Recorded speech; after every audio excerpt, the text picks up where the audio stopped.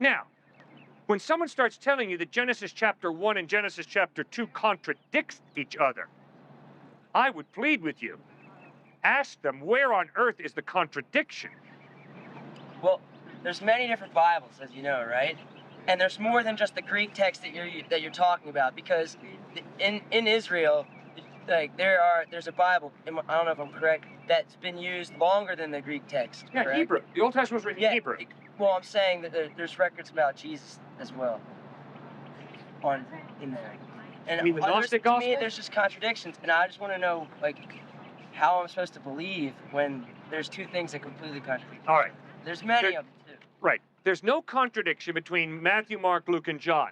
Where the contradiction is between those four Gospels and the Gnostic Gospels, like the Gospel of Thomas, like the Gospel of Pontius Pilate, like the Ascension of Isaiah.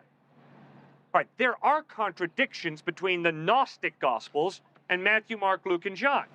So what, do you deny Gnostic Christianity then? Yeah, you sure do. You point out that Paul in Colossians and John in 1 John is already driving a stake in the sand saying, time out. You Gnostics or pre-Gnostics who are saying Jesus didn't have a body, he was just a spirit floating around, you're crazy. You're out of touch with reality.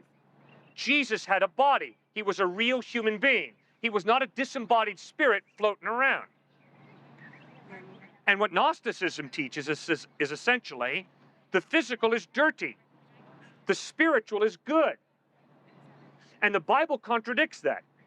The Bible says both the physical and the spiritual are good, because guess who created both? God did. And he gave you your body as a gift. Therefore, take care of your body. And he gave us the earth as a gift. Therefore, don't pillage and distort and mess up the planet. Be a wise steward of the physical, because it's a gift from God. Now, the Gnostics like to get overly spiritual.